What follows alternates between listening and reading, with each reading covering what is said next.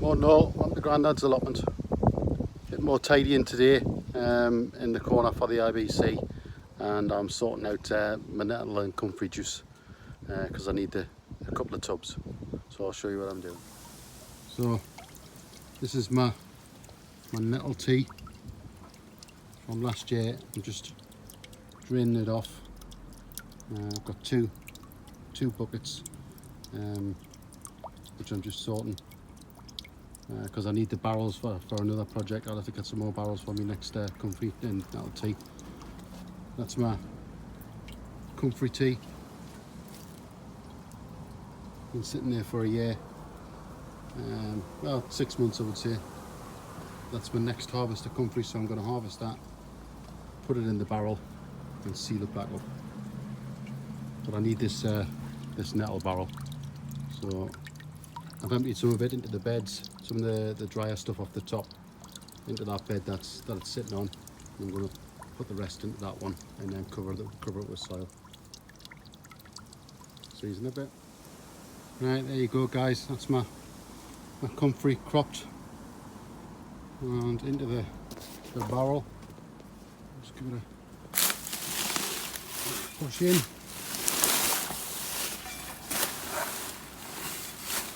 Can't do it with one hand, but you get the gist.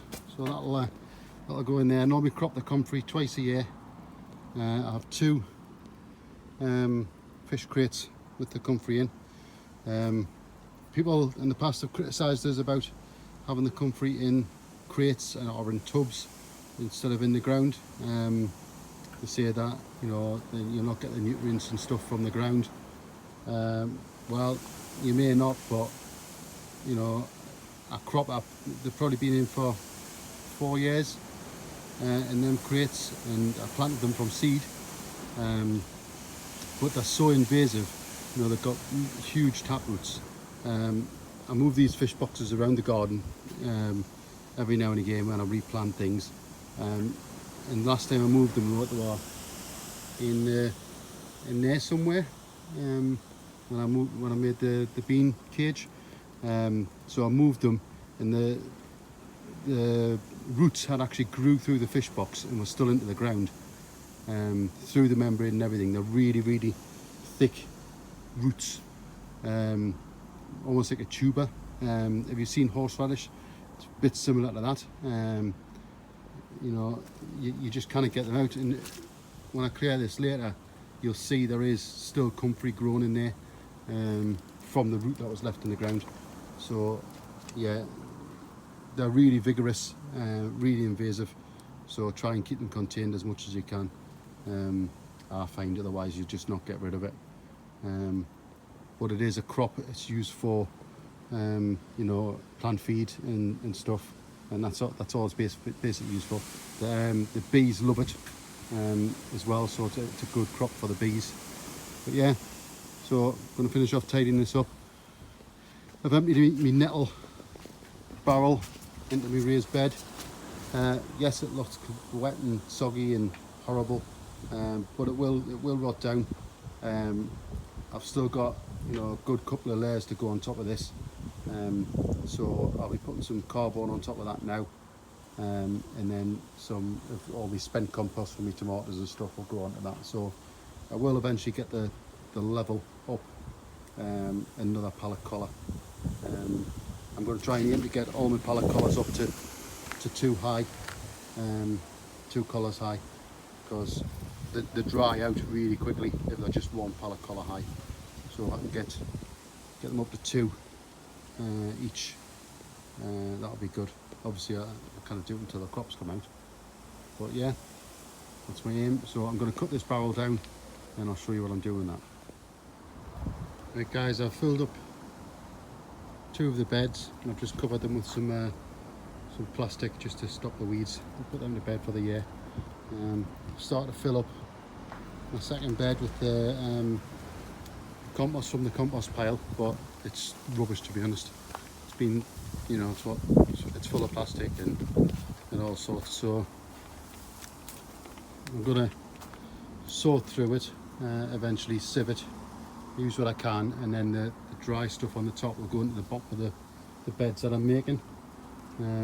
just started a log pile and then moved that bed from there. Made some planters.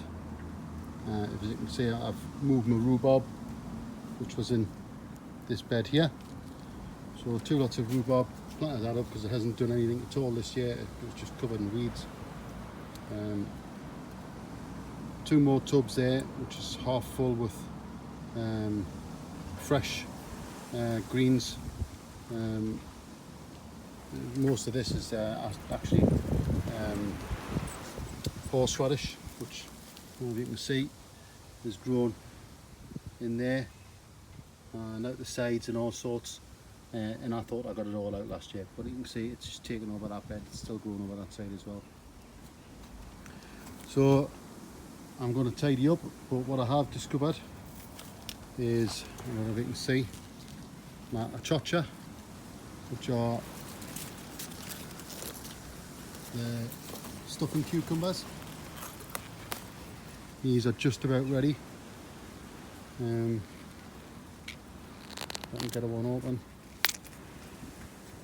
The seeds are white inside. Yeah, they're ready to pick now and stuff. So I'll grab a few of them. There's quite a few on. I'm pleased with it this year because I did it inside last year and it just took over the greenhouse, but I built this especially for the peas and the achocha. But you see, it's doing great. So I might pick a few of them. But also, I don't know if you can see, I've got some broccoli, sprouting broccoli. So I'm going to have the top off this and see what's wrong. There we go, broccoli. So I'm going to harvest this and hope that it's going to send out some other shoots further down. It's done fairly well, keeping caterpillars off. But yeah, so I'll harvest this and then show you what I've got. Right, there we go. A bit of broccoli. That's to the courgettes and a snowball toast. A few tomatoes, with some kohlrabi as well, because I had to clear the bed, and courgette and my broccoli. Not too bad for the day. Right guys, I'm just back from the allotment. I've got a couple of jobs to do in the garden, but I've got a quick question for you. So I'll flip you around and show you what I'm... The problem I have with it is willow bark aphids, large willow bark aphids. I'll zoom in there. Can you see those? Now the aphids aren't a problem, really, because they don't affect... See if I can find some more. They don't affect the tree. Zoom in there. So they don't affect the tree as such. The problem is with willow bark aphids, they secrete honeydew, and you see them there.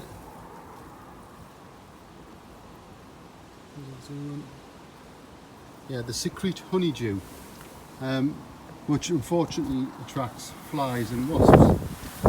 So this is, like I say, a tree. You know, it's a bench where we like to sit. And the idea was putting the willow around so it will give it a bit of shade. I'll just go up here. Come up and see some. So that's in there. They've got a characteristic shark's fin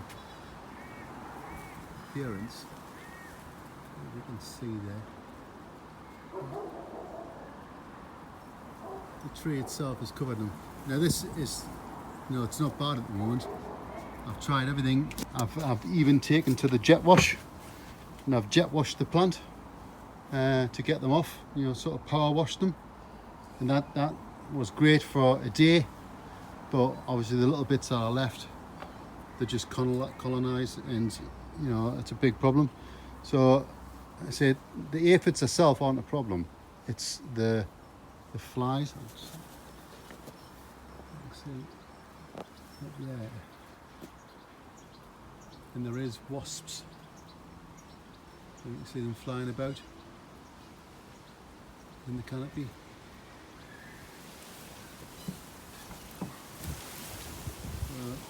See them. But yeah, I've tried everything to get rid of it. There's a wasp there. See?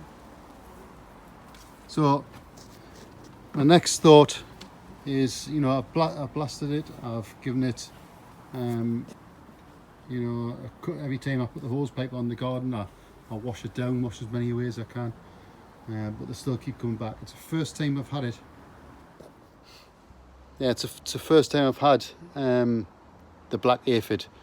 It is affecting this willow and my heart willow as well.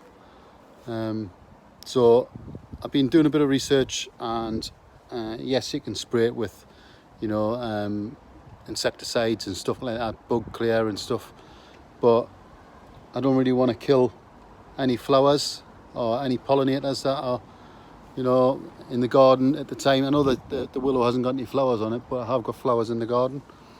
So I'm gonna try some neem oil in a spray, and I'll show you how I'm going to make that up and put it on, and then I'll probably feed back in a week or so if there's any difference.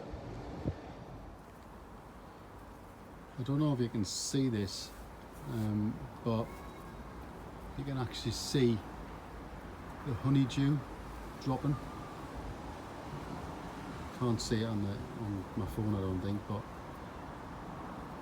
it is like little raindrops of honeydew, so everything becomes sticky. Anyway, I'm going to show you what I'm doing with the neem oil. It's my black-eyed Susies. So I've got some neem oil, got it off the internet, and just some more fairy liquid, and I'm just going to put it into a garden sprayer. So I'll set you up and show you what I'm doing. Right, so I've just got a normal garden sprayer and filled it with water.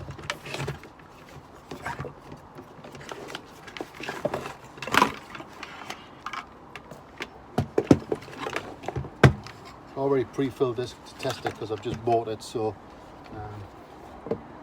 I'm just going to probably give a couple of teaspoonfuls of neem oil into there.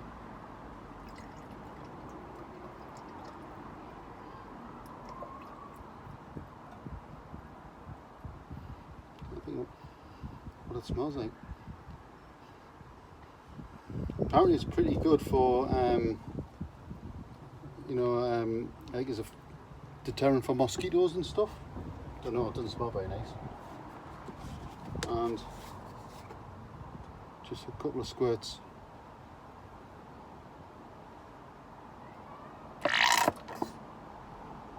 Of the old fairy liquid. So I'm going to put a bit more of this in because it's quite a bit. So this is 100 mils, so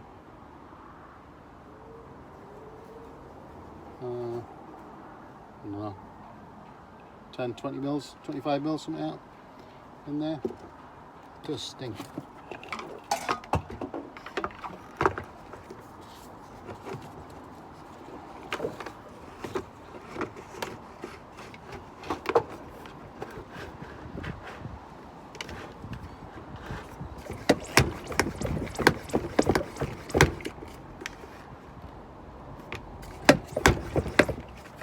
Right, pressurise this and give everything a spray.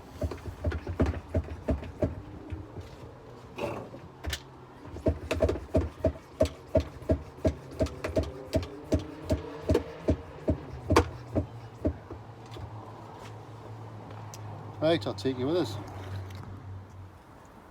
Right, got my sprayer. I'm going to give everything a good soaking. You can see, I mean, doesn't wash them off. Jet wash works better for washing them off, but it does stink. Can't really see what it smells like.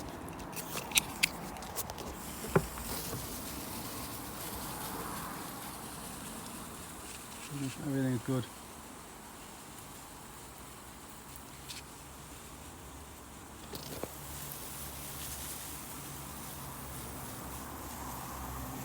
Good spray.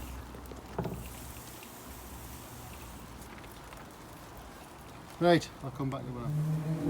Right guys, I've given everything a good soaking with it. It's still there. It doesn't wash them off, but this is the hard one.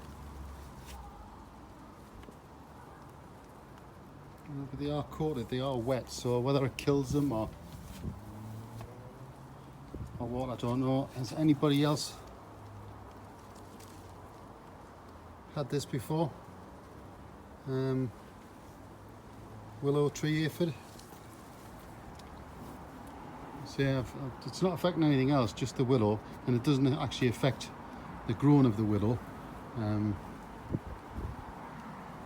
But I just want rid of it. Yeah, so if anybody's got any suggestions for willow tree aphid, that would be much appreciated. So I've never had it before. I've had the willow 3 years grown. It's the first year it's been affected. But I have had a lot of black fly at the allotment as well on the aubergines, only the aubergines. Don't know why. But yeah, might be one of them years. Right, thanks for watching. Please like and subscribe, and see you on the next one. Bye now.